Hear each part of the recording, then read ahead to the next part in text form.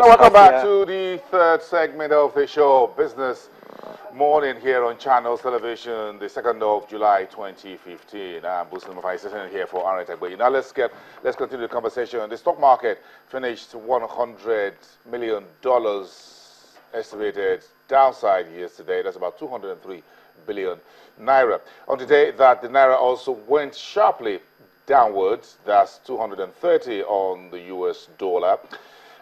In the middle of all that, the reports that Nigeria's lost its third position in terms of foreign direct investment inflow to now number 5. We were number 3 in 2014. Now we're down to number 5, according to reports gotten earlier today.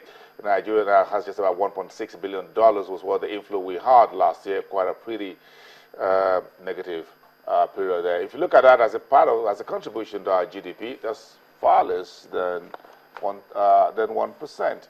Okay, let's keep that at the back. Keep that at the back of your mind. And again, the markets performance outlook for second quarter is coming in already. FBN Capital says don't expect any significant surprises in the positive side for the banks listed on their own bus.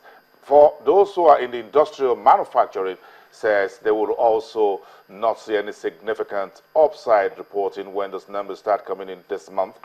No thanks to the currency devaluation and the continuing tinkering of the naira to the dollar and other currencies by the financial regulator. And if you add that to the energy crisis in terms of petrol scarcity that is beginning to reappear at the country's political capital and here in Lagos as well, and the prices that Nigerians are paying across the country, there were reports this morning that in some parts of Nigeria, the price of petrol per liter is as high as 500 naira. That's some of the record you will see at the pump and not outside. Now, that's just part of the story here, and the man who is putting that to us just got flashed on the screen. Well, thank you very much for coming. Muda Yusuf, who is the head of, or the Director General, let me put it that, the proper title in there, of the Lagos Chamber of Commerce and Industry. That's the largest Chamber of Commerce in Nigeria, single one, and the most capitalized in terms of the size of the companies within that chamber. Am I correct? You are very correct. Yes, you guys are the most capitalized chamber in Nigeria. If you're in Lagos, that's where the money is. Exactly. Okay. You were here and we spoke at the end of the first half of the year, the first quarter, when your first report came out about what the elections have done to the business confidence and doing business in Nigeria. Now we're putting 6 months behind us. Give us an overview of what the story is from your members, big, small, medium size, located here in Lagos and perhaps from across the country. Well, the story has been that of mixed blessing, if I may put it that way. A number of concerns.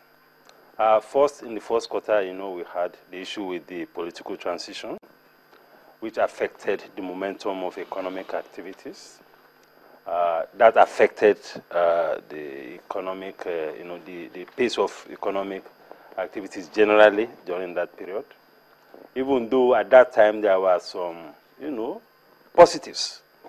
Positives in the sense that even as the elections and political electioneering was going on, some businesses were doing well.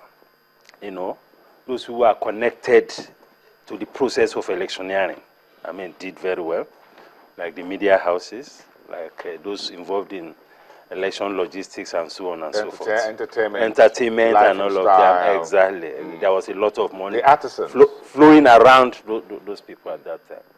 But at that time, too, there was this issue of uncertainty. But the good thing about the first quarter, or about the election, was that by the time it now came, it turned out to be a very good election, and that brought back some confidence into the system. Again, another major concern has been the energy crisis, which you just mentioned. Energy crisis from the point of view of the fuel scarcity and even the public power supply. That's also a major issue in the economic space for investors. There were also issues around the fiscal crisis. Because of the dwindling revenue profile of the government, particularly at the state and local government, there have been a lot of challenges with regard to the payment of salaries of workers and with regard to the payment of contractors. The combination of all this affected the economy. It affected purchasing power. it affected the capacity of this government to fulfill their obligations to businesses, many of whom are contractors. I was reading a report, was it yesterday, of about how much the contractors are owed by the various levels of government, which came to close to 900 billion. This was a report from the association. So this had a major impact. Then one of the biggest challenges in the first half was the exchange rate shock. There was first the shock of the closure of ALDAS, where all transactions had to move from the ALDAS to the interbank markets, and quite a number of investors took very serious hits at that time. As we speak, many of them have not recovered from that.